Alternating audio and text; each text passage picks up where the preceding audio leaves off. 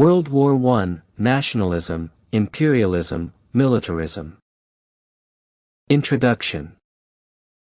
World War I occurred during the period of mid-1914 following the shooting of Franz Ferdinand, the Archduke of Austria. However, historical records present the war as a culmination of numerous factors, some of which could be traced to the 19th century, including the rise of nationalism, imperialism, and the heightened militarization by various nations. Nationalist efforts entailed the spread of pan-Slavic beliefs around Eastern Europe and the rise of nationalism in German-speaking states. These strategies created room for the aggregation of like-minded individuals who exhibited mistrust of non-Germans. Eventually, the United States would join in the war after remaining neutral for nearly 3 years. Major forces that led to World War I. Nationalism contributed considerably to raising tensions that later culminated in World War I. States formed alliances with other like-minded countries against their perceived enemies. As a result, 2 major alliances emerged consisting of nations that opposed their rivals' ideologies. Xenophobia also emerged as a leading cause whereby people joined hands to attack other countries. Foreigners were perceived to be accomplishing spying missions for their countries. For example, in Britain, particular laws had been enacted limiting the rights of aliens following years of intense naval rivalry with Germany. The rising of nationalism in German-speaking countries contributed to the outbreak of World War I. Since his ascension to power, Wilhelm II had been displeased by Britain's apparent dominance of Western Europe. The aggregation of all German-speaking countries enforced the nation's political position in the region. Consequently, the pan-Slavism doctrine emerged. It brought together nearly 30 German-speaking countries. Under this philosophy, a single powerful nation, Greater Serbia, would be formed in the eastern part of Europe. This alliance system led to the outbreak of World War I because it continued to increase suspicion among rival countries. In particular, the coming together of various allied countries painted a picture of their engagement in secret diplomatic agendas that were aimed at attacking opposing nations. In response, Britain and its allies positioned themselves to counter this move through military struggle. Consequently, following the piling confusion, Franz Ferdinand was shot, an occurrence that brought to fruition war tensions that had been building up for years. In the years leading to World War I, European nations increased their spending on military weapons. Particularly, Germany and Britain were locked in a competition where each side wanted to be viewed as powerful based on the number and strength of weapons it possessed. With time, mistrust between nations increased because they feared military attacks from their neighbors. Furthermore, being in the custody of weapons brought a need to try them in the actual battle. At the same time, the use of diplomacy to solve disputes became increasingly popular in the period before 1914. This attitude was fueled by the rising number of powerful and military-minded leaders such as Wilhelm II and Ferdinand I of Bulgaria. Accompanying the growing sense of nationalism was imperialism, where nations wanted to prove their territorial superiority. In particular, Western European nations viewed the issue of having numerous overseas colonies as a show of might. For European superpowers, such colonies not only provided a sense of preeminence but were also a source of raw materials for overseas factories. Additionally, powerful nations were seeking markets to export surplus goods produced by local factories. When it seemed to Germany that Britain and France had won in this contest, Wilhelm II resorted to building arms in anticipation of an attack from both countries.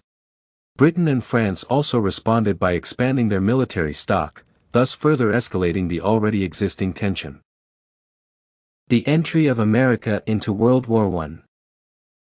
The United States maintained an attitude of neutrality between 1914 and 1917 due to its foreign policy that seeks to avoid any entangling alliances. After President Wilson announced the neutrality agenda, most Americans welcomed the move since the rest of the country's policies would not be subjected to any risk. It was crucial for the stable American economy to be maintained, despite the raging war among various countries.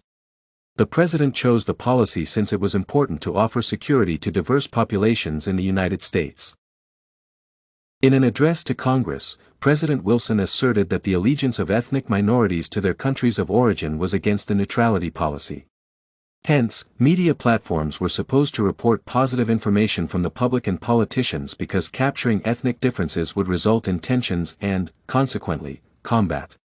As a culturally diverse nation, immigrants contributed hugely to the economy of the United States.